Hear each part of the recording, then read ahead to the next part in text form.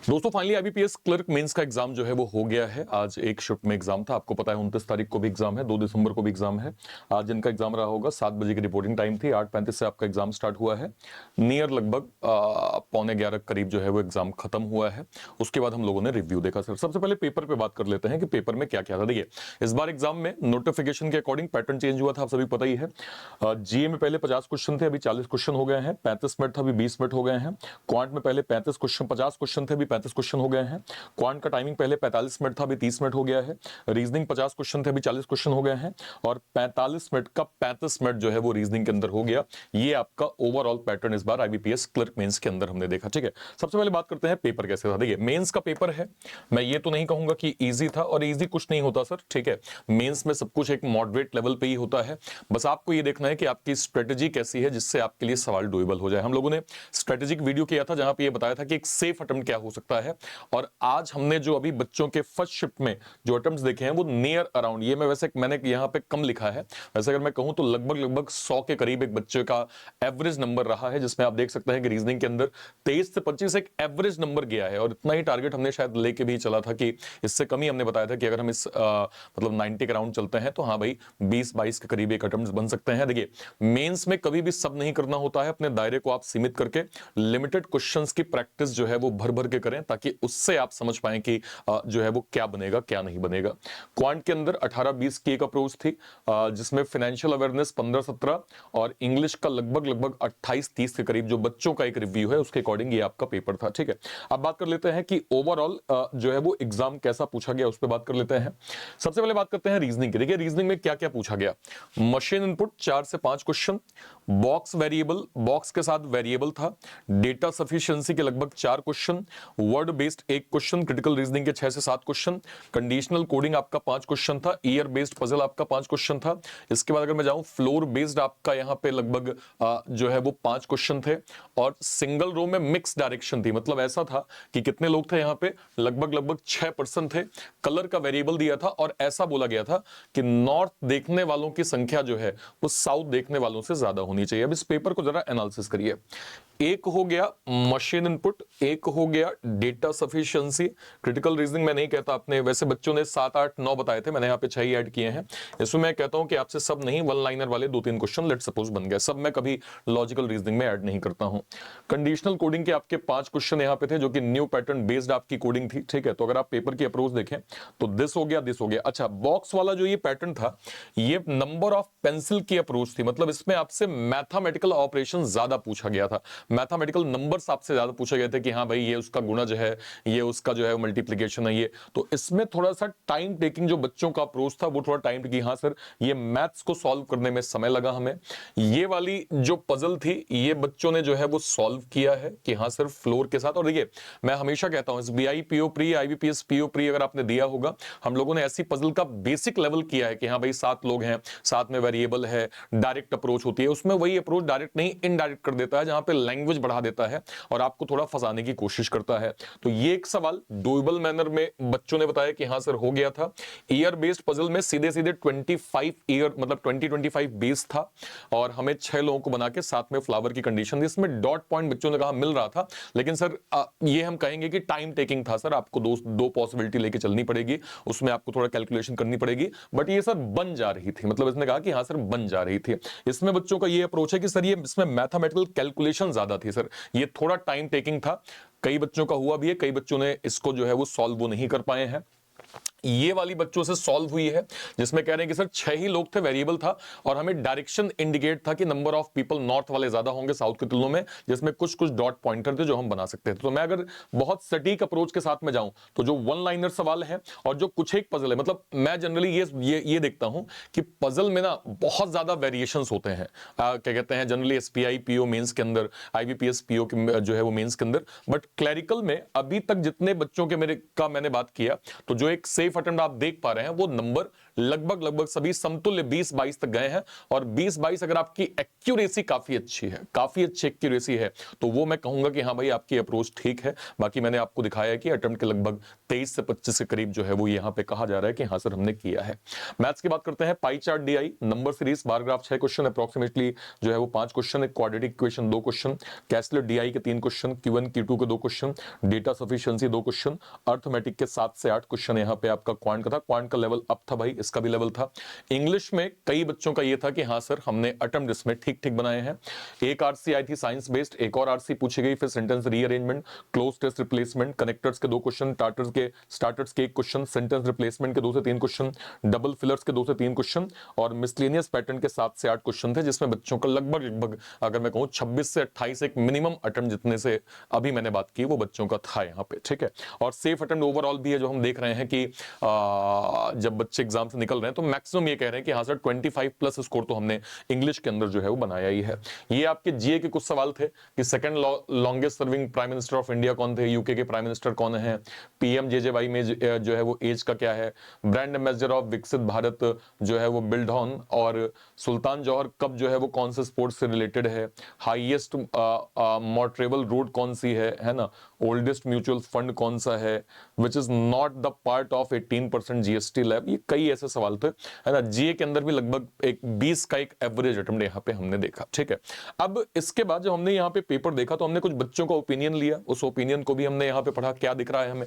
कई कह रहे हैं कि सर जब जीए जो है वो इंटर किया तो मैंने रूम ही छोड़ दिया, मतलब उनका कहना है कि सर जीए इतना खतरनाक था कि सर मैं जब जीए देख रहा हूं तो मैं घबरा गया कि क्या इतने अटेम्प्ट्स मैं कर पाऊंगा, क्या मैं बना पाऊंगा, पूरा पेपर ही टफ है सर। इंग्लिश मॉडरेट थी क्या, English was tough, math was easy to moderate, reasoning doable था, जीए जो है वो गुड था, ऐसे ऐसे एक बच्चों के कमेंट हैं। फिर यहाँ पे आप देखिए तो क्वांट वाज वेरी टफ। तो अलग अलग बच्चों की ये राय है कि सर इस तरह से हमें जो है वो पैटर्न देखने को मिला। अब सवाल कई बच्चों का ये है कि सर मेरे इतने अटेम्प्ट्स हैं, क्या मैं करूं, क्या मुझे ये नंबर जस्टिफाई लगते हैं, क्या मैं इसको बना पाऊंगा सर। तो मैं अगर थोड़ा सा यहाँ पे आपसे कहूं, देखिए पेपर का पैटर्न इस बार चेंज हुआ है, ठीक है, ओके।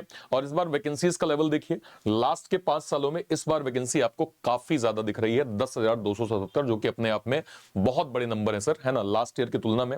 और उसके बाद देखिए लास्ट ईयर लगभग 6,000 वैकेंसी थी, ठीक है सर, ओके।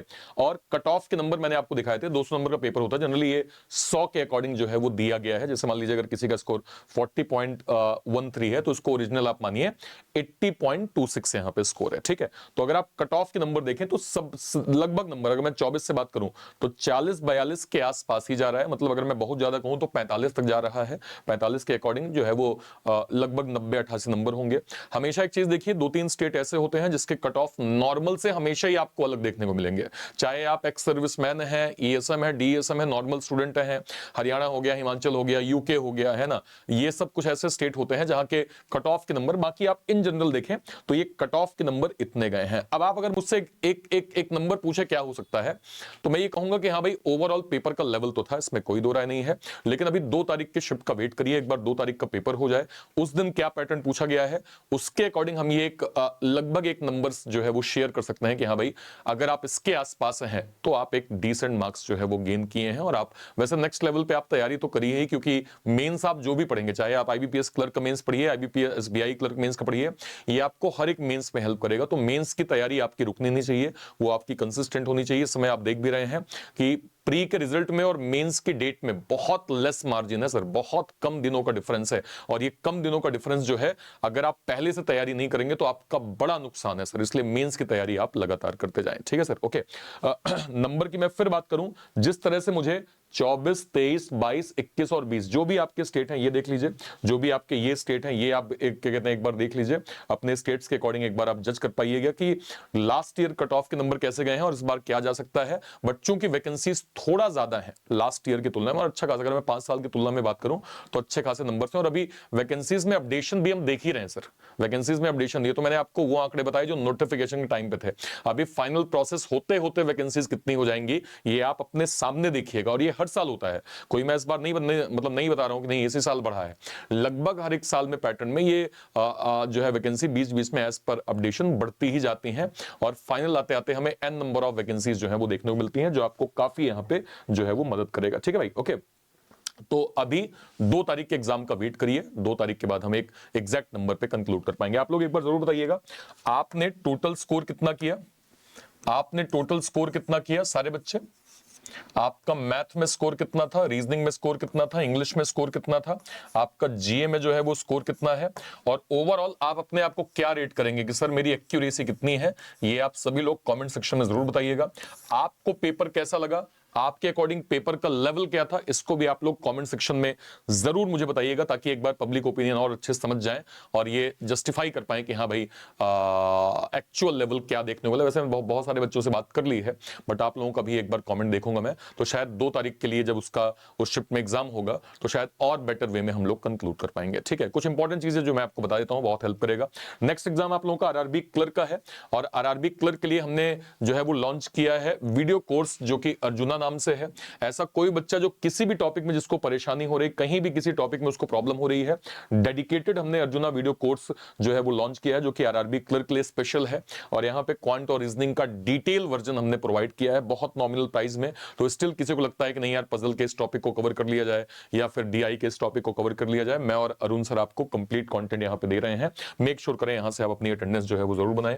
इसके अलावा हमने आरआरबी पीओ मेंस का अधिकारी बाबू 2.0 बैच लॉन्च किया है, जो कि डेडिकेटेड है आरआरबी पीओ की प्रिपरेशन के लिए। यहां से आप आरआरबी पीओ की प्रिपरेशन कर सकते हैं। ये आपका 2026 का बैंकर्स फाउंडेशन बैच है, ये आपका एक सर्विसमैन फाउंडेशन बैच है। जितने भी हमारे सर लोग हैं ईएसएम कैटेगरी में, डीईएसएम कैटेगरी में, जो 26 में रिटायरमेंट है आर्मी नेवी या फिर एयरफोर्स में, 27 में रिटायरमेंट है आर्मी नेवी या फिर एयरफोर्स में, आप इस बैच के माध्यम से एक सर्विसमैन कैटेगरी में अपनी स्टडी जो है वो प्रॉपर कर सकते हैं सर। बिल्कुल बेसिक से आप पढ़ सकते हैं सर।